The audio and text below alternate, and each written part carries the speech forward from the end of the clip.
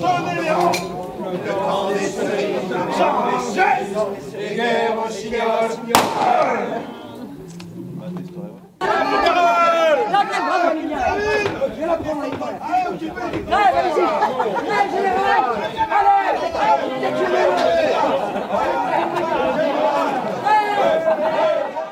La genèse de Jaurès vient du fait qu'on a créé juste avant un spectacle qui s'appelait 1789 secondes et qui met la Révolution en rue depuis le tout début des doléances de mai 1789 jusqu'à la chute de Robespierre.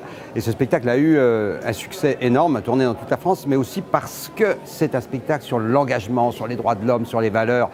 Et là, on n'avait pas pensé à faire une espèce de suite, et c'est un maire, pour le citer, M.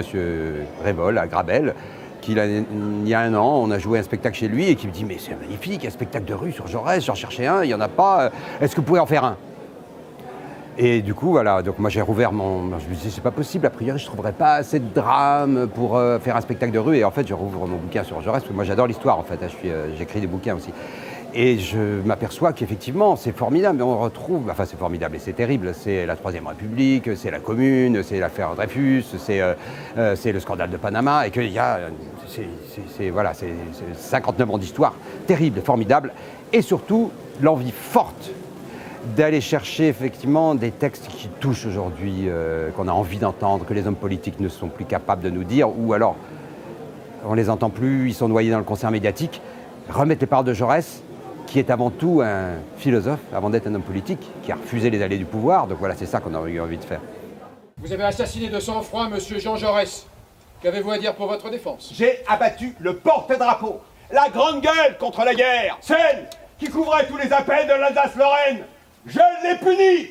Et c'est le début d'une ère nouvelle pour la France et pour l'étranger. Mort aux traîtres! Alors, l'écriture d'une pièce comme celle-là, c'est un gros boulot, c'est un an de travail. C'est-à-dire qu'il faut lire, il faut se plonger dans l'histoire, lire pratiquement tout ce qui a été écrit sur Jaurès, lire des bouquins d'histoire sur la Troisième République, sur l'affaire Dreyfus, etc. Donc c'est des mois et des mois et des mois de recherche et de lecture, et puis après, il faut prendre un point de vue. Et en fait, moi, le point de vue, je l'avais parce que j'ai eu la chance, quand j'étais tout jeune, de rencontrer un historien fabuleux qui est mort maintenant, qui s'appelait Henri Guillemin et qui a travaillé sur Jaurès et qui m'avait, moi je l'ai vu une fois, que ce type il faisait très peu de conférences publiques, il écrivait beaucoup de bouquins. J'ai eu la chance de le rencontrer et j'ai gardé à jamais des traces de cet homme, Henri Guillemin, et qui avait fait un trajet que j'ai un peu épousé, qui est une lecture un peu marxiste peut-être de la vie de Jaurès, quoi, quand même. Sur l'écriture, effectivement, moi je travaille seul, mais avec des moments de rencontre, obligatoirement, avec des collègues qui me donnent des retours. Bah, déjà tous les comédiens, évidemment, qui me donnent leurs retours, avec Manu Moser, le metteur en scène, avec qui on passe 3 jours ensemble et qui me renvoie.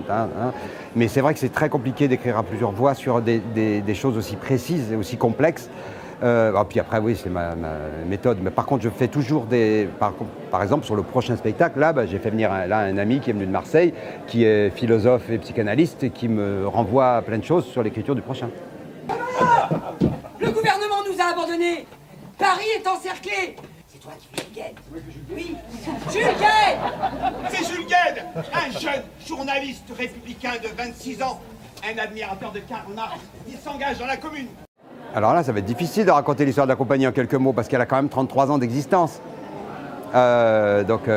Disons que tout départ, moi je suis arrivé dans cette région par hasard, puisque j'étais comédien à Paris, et j'avais créé un spectacle à Paris, et puis il y a eu un casting organisé par une compagnie d'ici, qui est dirigée par Yves Gourmelon, qui est toujours ici, et j'ai été choisi comme comédien. Donc j'ai tourné 2 ans avec cette compagnie. Et au bout de 2 ans, j'ai eu envie, moi, de faire vraiment ce que j'avais envie de faire, et j'ai créé la CIA, donc il y a en 5 octobre 1981. Voilà. Et au départ, je faisais des spectacles de salle, parce que le théâtre de rue n'existait pratiquement pas en 81. C'était le tout début. Donc moi j'ai commencé à faire des spectacles de rue, mais bénévolement pratiquement, avec les copains de Transexpress, d'Élise Dada, y compris les amis de Royal Deluxe qui étaient ici, qui est dans cette région. Et puis mes spectacles de salle qui marchaient bien m'ont permis de financer les aventures de rue, et jusqu'à ce qu'on crée un spectacle qui fasse un tabac, qui fasse le tour de France, et c'était parti quoi. Et depuis on fait du spectacle de rue. Messieurs, il n'est qu'un moyen d'abolir la guerre entre les peuples. Puisque le clergé répand des rumeurs infécondes, il vaudrait mieux le séparer du pouvoir à jamais. Messieurs les députés, un peu de calme s'il vous plaît. Aujourd'hui, 9 décembre 1905, nous votons la séparation des églises et de l'État.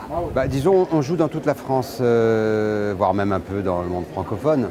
Il n'y a pas vraiment de différence. On adore jouer chez nous, parce qu'on est ici. Hein. Bon, voilà, on habite ici, mes enfants sont nés ici, moi je suis d'ici. Mais non, on joue dans toute la France et le public, disons que non, c'est le même. C'est un public tout milieu, tous âges, mélangés.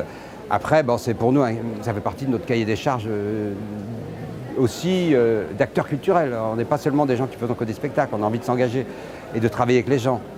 C'est aussi pour ça qu'on va quitter Villeneuve-les-Maglones, qui a changé de municipalité. On va chercher un autre terrain d'attache pour pouvoir faire aussi des actions dans la ville où on est.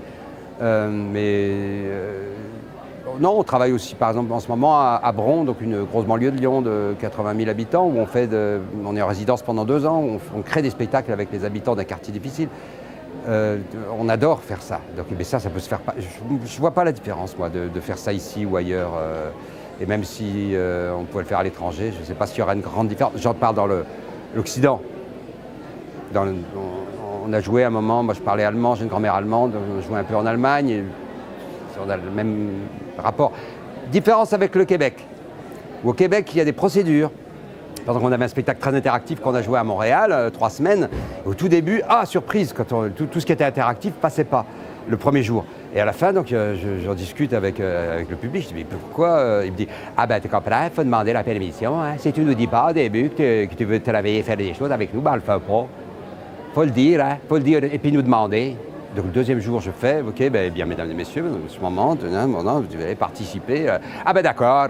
Donc il y a des fois des différences de code et de langage, mais en tout cas le fond est le même sur l'humanité, parce qu'on raconte des spectacles qui parlent d'humanité, et c'est la même partout.